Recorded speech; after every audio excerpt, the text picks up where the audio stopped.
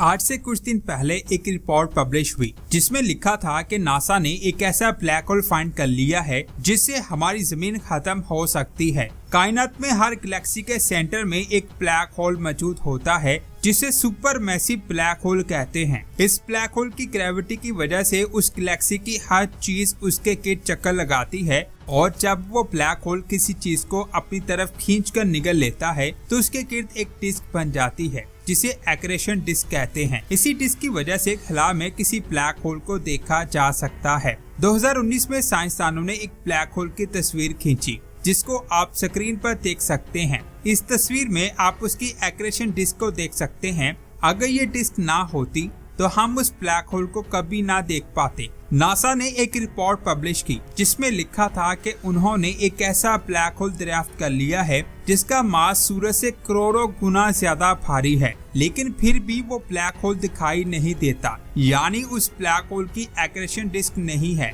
और ना ही कोई स्टार और सितारा उसके गिर्द ऑर्बिट कर रहा है। ये खला में अकेला घूम रहा है। अब यहाँ एक सवाल आता है कि गैलेक्सीज के सेंटर में रहने वाले ब्लैक होल ऐसे भटक क्यों रहे हैं और साइंसदान इस ब्लैक होल को हमारी जमीन के लिए खतरा क्यों बता रहे हैं। ये अमेजिंग इन्फॉर्मेशन आप जानोगे आज की इस वीडियो में। पूरी वीडियो वॉच कीजिएगा और आप देख रहे हैं स्पेस वर्ल्ड। ऐसे ब्लैक होल खला में आवारा घूमते हैं और जब ये किसी स्टार के करीब पहुँचते हैं तो उस स्टार को अपनी तरफ खींचकर निगल जाते हैं जिससे वो सोलर सिस्टम खत्म हो जाता है। हबल स्पेस टेलीस्कोप ने एक तस्वीर खींची जिसमें एक ब्लैक होल किसी स्टार को निगल रहा है। इस तस्वीर के बाद और कई सारी स्टडीज करने के बाद साइंसदानों ने कहा कि ये कंफर्म हो चुका है कि ऐसे ब्लैक होल कायनात के किसी भी कोने में मौजूद हो सकते हैं और सबसे बड़ा खतरा ये है कि इन ब्लैक होल को देखा भी नहीं जा सकता। हो सकता है कोई ब्लैक होल घूमते घूमते हमारे सोलर सिस्टम के पास आ जाए और हमें पता भी ना हो। पहले साइंसदान को लगता था कि सुपर मैसिव ब्लैक होल सिर्फ गैलेक्सीज के सेंटर में मौजूद होते हैं जिसकी ग्रेविटी से उस गैलेक्सी की सारी चीजें उसके गिर्द ऑर्बिट करती हैं। लेकिन 2024 में कैलिफोर्निया में लगे CTF टेलीस्कोप ने 600 मिलियन लाइट ईयर दूर से आती एक बहुत तेज रोशनी को डिटेक्ट किया। ये रोशनी इतनी ज्यादा थी कि इसकी चमक से इसके बाकी स्टार्स दिखाई नहीं दे रहे थे। इस चीज को साइंसदानों ने नाम दिया 80-20-24 TVD। पहले साइंसदान को लगा कि शायद ये एक सुपरनोवा एक्सप्लोजन हो सकता है,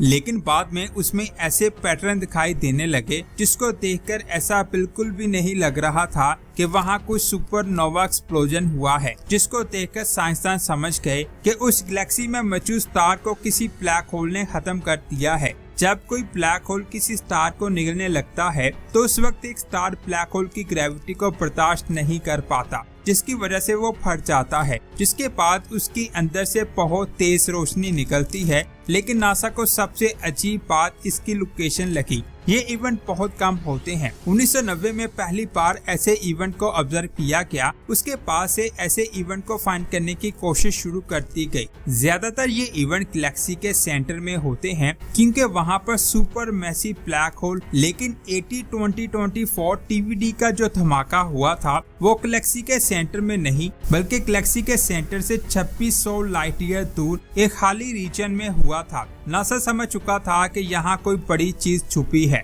इसीलिए उसको Hubble space telescope, Chandrayaan x ray observatory और कई सारे टेलीस्कोप से स्टडी किया जाने लगा। जिसके बाद पता चला कि ये रोशनी अपनी गैलेक्सी के सेंटर से बहुत ज्यादा दूर एक ऐसी जगह से आई थी यहाँ पर सुपर मैसिव ब्लैक होल के होने का कोई सोच भी नहीं सकता, क्योंकि इस गैलेक्सी के सेंटर में पहले से 100 मिलियन मासिस का सुपर मैसिव ब्लैक होल मौजूद है। अगर वहाँ पहले से ही उस गैलेक्सी में एक सुपर मैसिव ब्लैक होल है तो ये धमाका हुआ कैसे। काफी ज्यादा स्टडी करने के बाद नासा को पता चला कि उस एरिया में हमारे सूरज से 10 लाख गुना ज्यादा भारी एक सुपर मैसिव ब्लैक होल छुपा हुआ है। इस डिस्कवरी ने साइंसदानों की पिछली सारी स्टडीज को गलत साबित कर दिया। पहले साइंसदान मानते थे कि गैलेक्सी के सेंटर में एक सुपर मैसिव ब्लैक होल होता है, लेकिन इस ब्लैक होल की डिस्कवरी से ऐसा लगता है कि एक गैलेक्सी में एक से ज्यादा सुपर मैसिव ब्लैक होल हो सकते हैं। ये आवारा सुपर मैसिव ब्लैक होल था, यानी ऐसा ब्लैक होल जो किसी ऑर्बिट में नहीं होता, जिसकी कोई डिस्क नहीं होती। वो स्पेस में आवारा घूम रहा था और वो एक स्टार के करीब पहुंचा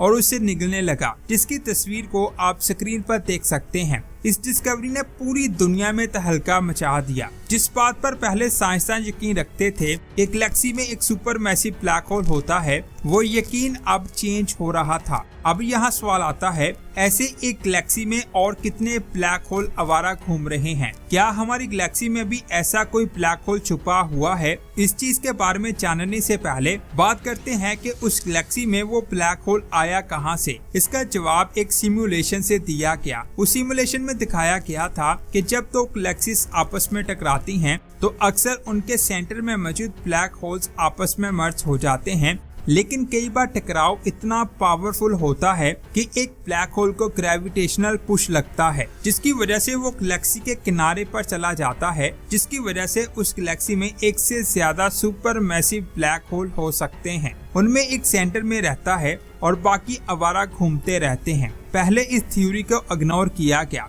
लेकिन 2024 में 80-20-24 टीवीडी को देखने के बाद साइंसदान इसे लॉजिकल मान रहे हैं। इसके अलावा भी दो और थ्योरीज दी गई, जिनमें ये माना जा रहा है कि हाँ, ऐसे ब्लैक होल मौजूद हो सकते हैं जो ना दिखाई देते हों और आवारा भी घूम रहे हों। इस इवेंट के बाद साइंसदानों का कहना है कि हो सकता है कुछ गैलेक्सीज में एक से ज्यादा ब्लैक होल्स हों, कुछ गैलेक्सीज के सेंटर में कोई ब्लैक होल ना हो लेकिन इनकी साइडों में हो। अब यहाँ सवाल आता है कि क्या ऐसा कोई ब्लैक होल हमारी गैलेक्सी में छुपा हुआ है? साइंसदान का कहना है कि ऐसा ब्लैक होल पॉसिबल हो सकता है, लेकिन अभी तक साइंटिस्ट को हमारी गैलेक्सी में ऐसा कोई भी ब्लैक होल नहीं मिला, क्योंकि वो उस ब्लैक होल को देख नहीं सकते। उसे तभी देखा जा सकता है जब वो किसी स्टार को निकलेगा। यानी हो सकता है हमारी गैलेक्सी में ऐसे बहुत सारे ब्लैक होल मौजूद हों, और ये भी हो सकता है कि वो हमारे सोलर सिस्टम के पास आ जाए और हमें पता तक ना चले। कुछ स्टडीज के मुताबिक ऐसे 10 से 12 ब्लैक होल हमारी गैलेक्सी में हो सकते हैं जो आवारा घूम रहे हैं। अगर ऐसा ब्लैक होल हमारे सोलर सिस्टम में दाखिल होता है तो उसे आसानी से डिटेक्ट नहीं किया जा सकता। जब तक उसे डिटेक्ट किया जाएगा तो बहुत देर हो चुकी होगी। इसके सोलर सिस्टम में दाखिल होते ही सभी सितारे अपने ऑर्बिट से बाहर निकल जाएंगे और उस ब्लैक होल के अंदर जाने लगेंगे। साइंटिस्ट के मुताबिक हमारी जमीन उस ब्लैक होल की ग्रेविटी से टूटकर उस ब्लैक होल में समा जाएगी और फिर सूरज टूटकर उसके अंदर चला जाएगा और फिर हमारा सोलर सिस्टम पूरी तरह से तबाह हो जाएगा। ये तब होगा जब अल्लाह का हुक्म होगा, क्योंकि अल्लाह की मर्जी के बगैर एक पत्ता तक नहीं हिल सकता। साइंसदान ने ऐसे ब्लैक होल को स्टडी करने के लिए अपनी टेक्नोलॉजी को मजीद एडवांस कर रहे हैं ताकि ऐसे ब्लैक होल को डिटेक्ट किया जा सके। सबसे पहले बात करते हैं सबसे छोटी लेंथ की। ये लेंथ इतनी ज्यादा छोटी है कि इसे मजीद छोटा करने के लिए इतनी ज्यादा एनर्जी चाहिए जिससे एक ब्लैक होल बन सकता है। इस लेंथ पर आकर मौजूदा फिजिक्स की सभी थ्योरीज काम करना बंद कर देती हैं। साइंटिस्ट के मुताबिक क्वांटम मैकेनिक्स, ग्रेविटी और रिलेटिविटी भी इस जगह पर आकर ऐसे रिजल्ट देती हैं जिनको देखकर साइंटिस्ट कोई मतलब नहीं निकाल पाते। यहाँ पर आकर फिजिक्स पूरी तरह से फेल हो जाती है और साइंटिस्ट को कुछ समझ नहीं आती। आप ये जानकर हैरान हो जाएंगे कि ये लंबाई 1 मीटर से 160 खरब खरब खरब गुना छोटी है, जिसकी वजह से साइंटिस्ट इसे कायनात की सबसे छोटी लेंथ मानते हैं। इसे प्लैंक लेंथ का नाम दिया गया है। हो सकता है हमारी कायनात में इससे भी छोटी चीज मौजूद हो, लेकिन साइंटिस्ट को उसके बारे में नहीं पता। ये लेंथ कितनी छोटी है इसे मजीद समझते हैं। हाइड्रोजन एटम एक इंसान से 10 अरब गुना छोटा होता है। अगर उसमें मौजूद प्रोटॉन की बात करें तो ये हाइड्रोजन से 1 लाख गुना छोटा है। अगर आप इस प्रोटॉन को एक ब्लैक होल जितना बड़ा कर दें और साथ ही प्लैंक लेंथ के साइज को भी इतने गुना ही बढ़ाएं, तब भी आप उस लेंथ को नहीं देख सकते। प्रोटॉन के इतना ज्यादा बड़ा होने के बावजूद भी उस लेंथ का साइज 6 माइक्रोमीटर रहेगा। ये साइज आपके जिस्म के अंदर मौजूद रेड ब्लड सेल के बराबर है। मुझे उम्मीद है आप इस एग्जाम्पल से इस लेंथ के साइज को समझ चुके होंगे कि ये लेंथ कितनी ज्यादा छोटी है। एक इंसानी बाल को तोड़े जिसकी लंबाई 5 सेंटीमीटर है। अगर इस बाल को प्लैंक लेंथ से मेजर करने की कोशिश की जाए तो आपको इसका मेजर करने के लिए कम से कम 10 टू दी पावर 33 यानी 1 के पीछे 33 जीरो लगा दो। इतनी प्लैंक लेंथ चाहिए होगी, तब जाकर आप एक 5 सेंटीमीटर लंबे बाल को मेजर कर पाओगे। ये स्केल हमारी बॉडी में मौजूद एटम से 10 लाख गुना ज्यादा है। आपको मजीद हैरान करने के लिए इस लेंथ को एक और एग्जाम्पल से समझते हैं। इस बार प्लैंक लेंथ की लंबाई 1 मिलीमीटर कर देते हैं और एक 5 सेंटीमीटर लंबे बाल को मेजर करने के लिए जितनी प्लैंक लेंथ चाहिए थी उस नंबर को 1 मिलीमीटर से मल्टीप्लाई कर देते हैं। तो आप ये जानकर हैरान हो जाएंगे, ये डिस्टेंस 31 खरब किलोमीटर के बराबर होगा। ये डिस्टेंस इतना ज्यादा है कि हम जुपिटर के 300 चक्कर लगा सकते हैं और जुपिटर जमीन से 91 करोड़ किलोमीटर दूर है। इससे आप अंदाजा लगा सकते हैं ये लेंथ कितनी ज्यादा छोटी है। एक 1.7 मीटर लंबे इंसान को प्लैंक लेंथ से नापने के लिए कम से कम 100 खरब यानी 10 to the power 35 Planck length चाहिए, तब जाकर एक 1.7 मीटर लंबे इंसान को मेजर किया जा सकता है। अगर प्लैंक लेंथ की लंबाई को इंसानी बॉडी के एटम के बराबर कर दिया जाए और इसे 10 टू दी पावर 35 से मल्टीप्लाई कर दिया जाए तो आपकी लंबाई 10 लाख लाइट ईयर हो जाएगी। और आप ये जानकर हैरान हो जाएंगे कि हमारी गैलेक्सी की एक अंदाजे तक लंबाई 1 लाख लाइट ईयर है, यानी ये लंबाई हमारी गैलेक्सी से 10 गुना ज्यादा है। ये डिस्टेंस इतना ज्यादा है कि अगर हम 86,000 किलोमीटर फी घंटा की रफ्तार से भी सफर करें तो हमें इतना फासला तय करने में अरबों साल लग जाएंगे। अब हम सबसे छोटी लेंथ के बाद मौजूदा फिजिक्स के असूलों से मेजर की गई सबसे बड़ी लेंथ की बात करते हैं। मौजूदा फिजिक्स के असूलों से मेजर मैंने इसीलिए कहा है क्योंकि कायनात में ऐसी बहुत सारी चीजें मौजूद हैं जिनको हमारी मौजूदा फिजिक्स मेजर नहीं कर सकती। वहां जाकर हमारी फिजिक्स फेल हो जाती है, या आसान अल्फाज में हम इस काबिल नहीं है कि हम अल्लाह की बनाई हुई कायनात को अच्छे से स्टडी कर सकें। साइंसदान के मुताबिक वो इस वक्त पूरी कायनात के सिर्फ और सिर्फ 0.0000001% हिस्से को ही मेजर कर पाए हैं, जिसे ऑब्जर्वेबल यूनिवर्स कहते हैं। नॉन ऑब्जर्वेबल यूनिवर्स कितनी बड़ी है इसके बारे में साइंसदान आज तक नहीं जान पाए, क्योंकि ऑब्जर्वेबल यूनिवर्स से आगे जितनी भी चीजें हैं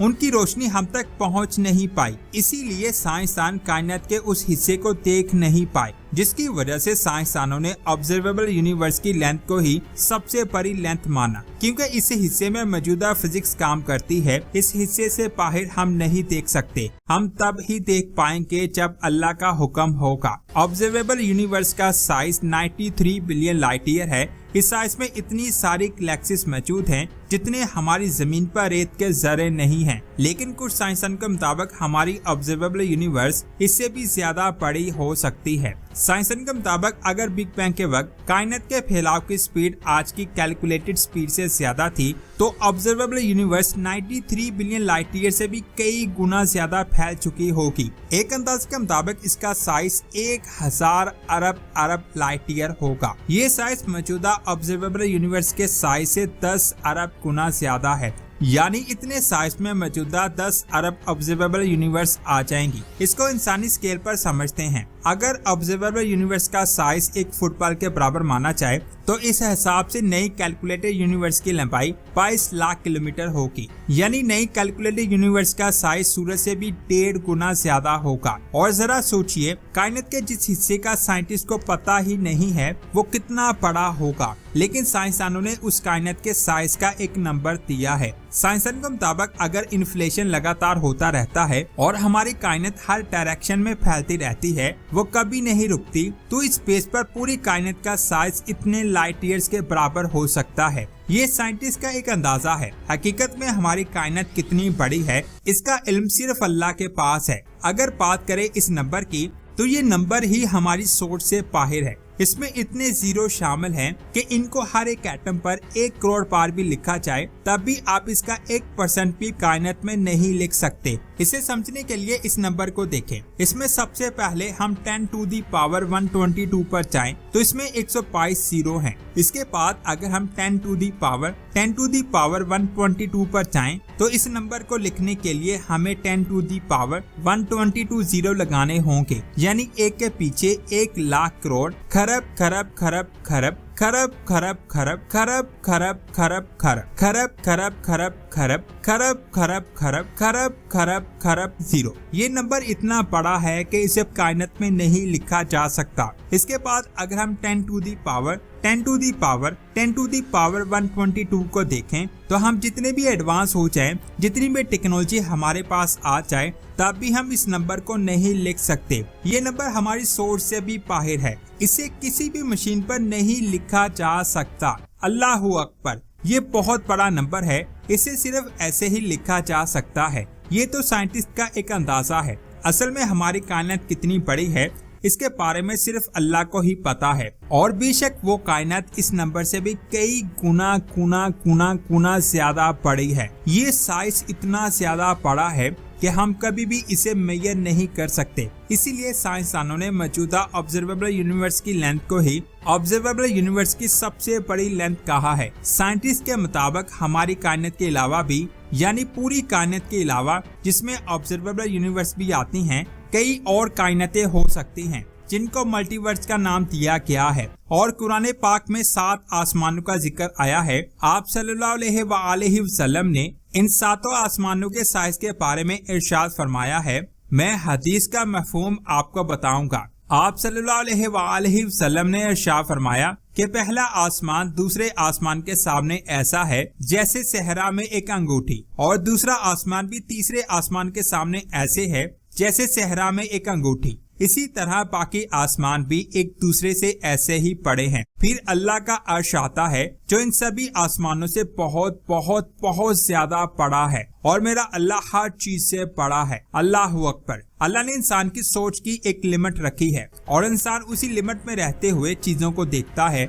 उसी महदूद सोच में रहते हुए अंदाजन कायनात के साइज का एक नंबर दिया है, और इस नंबर की भी इंसान कभी भी कैलकुलेशन नहीं कर सकता। उसी नंबर ने साइंसदानों के होश उड़ा रखे हैं। हकीकत में हमारी कायनात कितनी बड़ी है, क्या वो ही पहला आसमान है, या पहले आसमान में ऐसी बहुत सारी कायनातें मौजूद हैं, इसका इल्म सिर्फ अल्लाह के पास है। और फिर पहले आसमान के पास 7 आसमान आते हैं जिनके साइज के बारे में हम कभी सोच भी नहीं सकते। तो दोस्तों, ये थी आज की शानदार वीडियो। अगर इस वीडियो को देखने के बाद आपका दिल अल्लाहू अकबर कह रहा है,